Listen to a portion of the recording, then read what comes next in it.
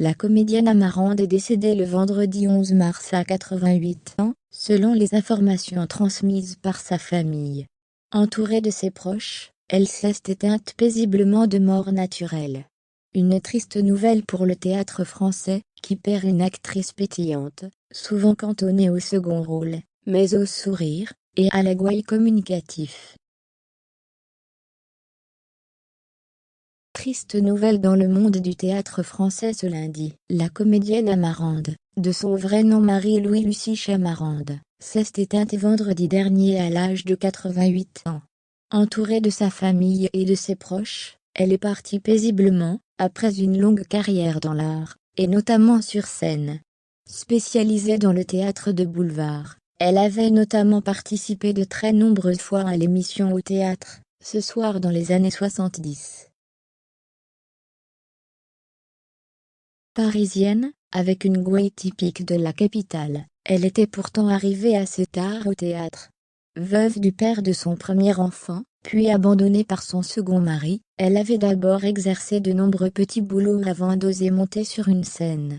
Dans ses premières expériences, on compte une pièce, avec Mireille d'Arc, Philippe Noiret et Bernard Blier. Excusez du peu. Le déclic, immédiat, la propulsa à la télé, sur Antenne 2, où elle fit les meilleures audiences de l'émission Au théâtre ce soir, qui proposait des pièces de théâtre filmées. Le 28 octobre 1977, alors qu'elle jouait dans la pièce L'école des cocottes, 77% des téléspectateurs étaient en train de la regarder.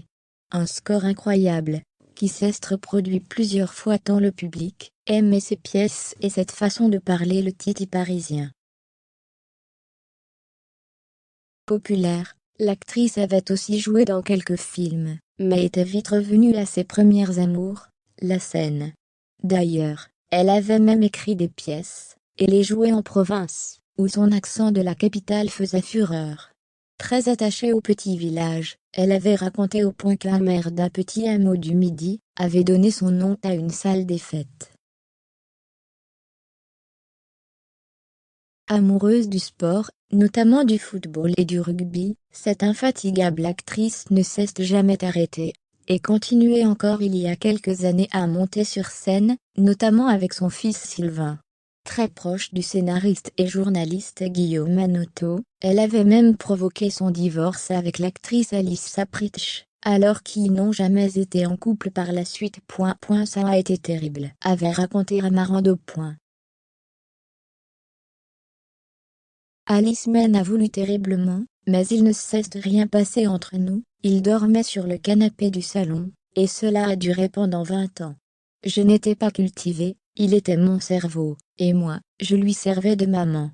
La mère d'un monsieur, qui avait 35 ans de plus que moi, vous imaginez?